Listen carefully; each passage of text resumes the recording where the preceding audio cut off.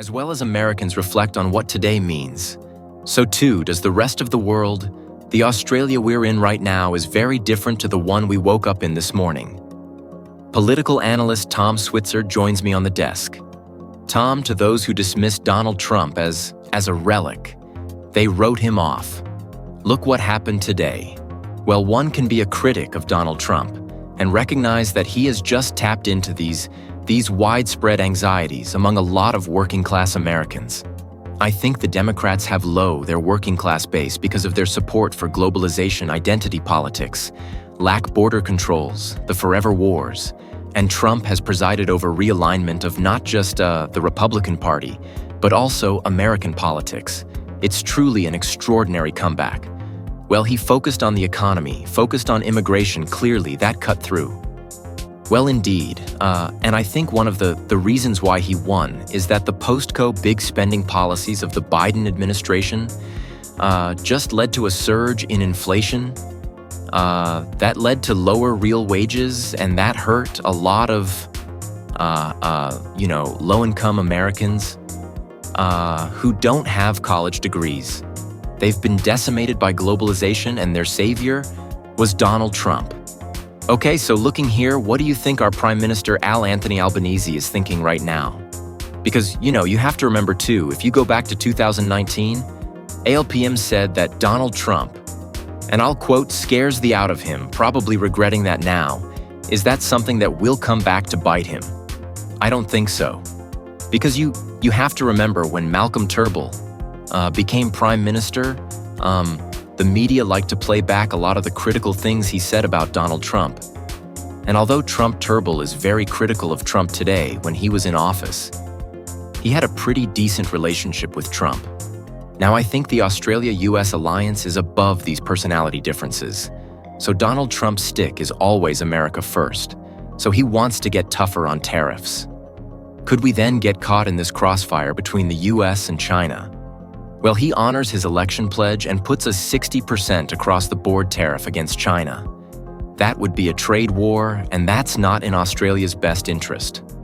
One of the reasons why we have a budget surplus in this country, in fact, is the main reason is because we export a lot of coal, gas, and iron, or to our largest trading partner, China. So we don't want to get caught up into that trade war, and you're talking about tariff here for Australia, sort of around 10% or something, but I think our exports to the US are only account for about 4%. Yes, but China, the United States is still our largest foreign investor. It's a very important relationship, both economically and on the security front. Do you think he'd actually do that, though? I know he's threatening 60%. Could he actually do it? Yeah, I mean, one of the things that's changed in Washington over the course of the last few years is that both Republicans and Democrats have shifted away from free trade and globalization. It's a dirty word in small-town America. So Trump, in many respects, reflects this new orthodoxy in Washington to get tough with trade sheets like China. The problem is that we could be affected by, the fallout from that trade war because it is our largest trading partner. And that could hurt us a lot. But then, I think if, say, like Anthony Albanese is a little bit nervous. Now, spare a thought for the Ukrainian president. What happens with that war end in the Middle East with Donald Trump as president? Well, I think Trump wants to shut down the war, and look, the cold, hard reality is that the Ukrainians are outmanned. They are outgunned. There was a decent chance in April of 2022, shortly after the Russian invasion, where the Ukrainians and the Russians came very close to a peace deal at the time. Russia only had 7% of Ukraine. Now they've got 22%. So it's in America's interest. It's probably in Ukraine's interest to shut it down. The problem is that means that Russia would have 20% of Ukraine, including the Crimea, which is the home of the Russian Black Sea Fleet. It'd be humiliating for America, but otherwise the war is just going to continue. Mary is going to waste more money on a useless cause because more Ukrainians will die, and Russia is going to get more territory, and Trump has already shown that he just doesn't have the appetite for that.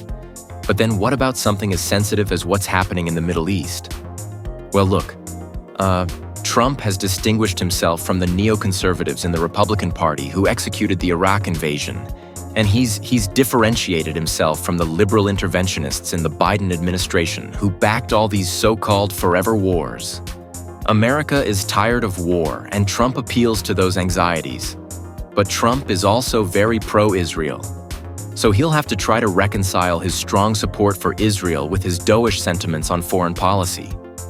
Okay, so why do you think Australians are so invested in this? Is this because we're concerned about the impact here at home, or as part of it? We just kind of like the theater? Well, I think there is a lot of that. There's a lot of theater involved, especially when you're talking about a flamboyant character in Donald Trump. But look, no, I think, the United States alliance has been, since the end of World War II, is and will continue to be the centerpiece of Australian foreign policy. It's an important foreign investor in Australia, and I think increasingly more countries in the region are worried about China. And both sides of politics in CRA, both the coalition and the Labour, are committed to getting close to Uncle Sam to, check and balance the rising China threat. Okay, so is a Trump presidency again?